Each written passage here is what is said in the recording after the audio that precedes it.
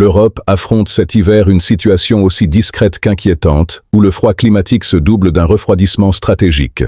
L'énergie, et plus précisément le gaz naturel, redevient un enjeu central de pouvoir. Ce qui, il y a encore quelques années, relevait de décisions techniques ou de contrats commerciaux s'inscrit désormais au cœur des rapports de force internationaux. À Bruxelles, comme dans plusieurs capitales européennes, l'idée qu'une nouvelle crise énergétique puisse émerger ne paraît plus théorique, mais parfaitement plausible.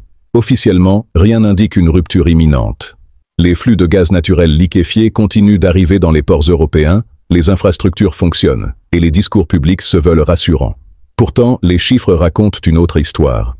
Les niveaux de stockage restent sensiblement inférieurs aux moyennes saisonnières observées ces dernières années.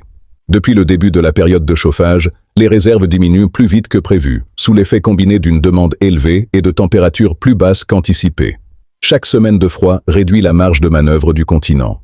Cette fragilité énergétique prend une dimension politique de plus en plus marquée. Le retour de Donald Trump sur la scène internationale s'accompagne d'un langage direct, fondé sur la pression économique et les rapports de force. Les tensions autour de dossiers stratégiques, notamment dans les régions arctiques, alimentent un climat de méfiance entre les États-Unis et certains partenaires européens. Les menaces de droits de douane, d'abord limitées, puis évoquées à des niveaux plus élevés, pèsent lourdement sur les relations transatlantiques. Si ces mesures visent en apparence le commerce, leur impact potentiel sur l'énergie est au centre des préoccupations. Depuis la réduction massive des livraisons de gaz par pipeline en provenance de l'Est, l'Union européenne a profondément restructuré son approvisionnement. Le gaz naturel liquéfié est devenu la pierre angulaire de cette nouvelle stratégie, et les États-Unis en sont aujourd'hui le principal fournisseur.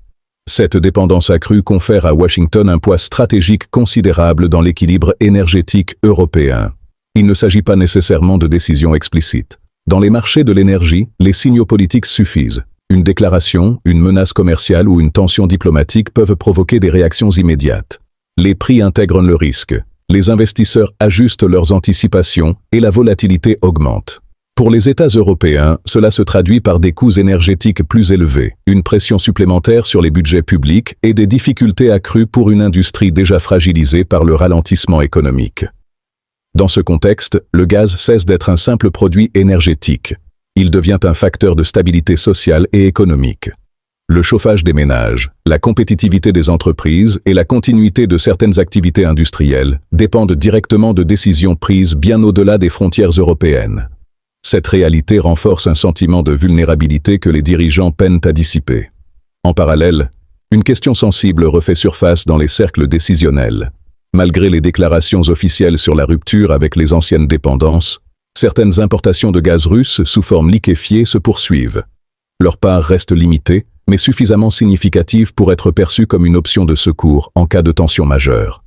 Ce constat crée un malaise politique, tant il entre en contradiction avec les discours publics sur l'indépendance énergétique. L'Europe se retrouve ainsi face à un paradoxe stratégique. En cherchant à réduire une dépendance jugée excessive, elle s'est exposée à une autre forme de vulnérabilité, fondée sur le transport maritime, la concurrence mondiale et la relation politique avec un partenaire dominant. Le GNL implique des chaînes logistiques complexes, sensibles aux conditions climatiques, aux tensions géopolitiques et à la demande asiatique. Le moindre déséquilibre peut rapidement se répercuter sur l'ensemble du marché. Cette situation met en lumière une leçon essentielle. La sécurité énergétique ne se construit pas uniquement par la diversification des fournisseurs, mais aussi par la stabilité des relations politiques et une vision à long terme.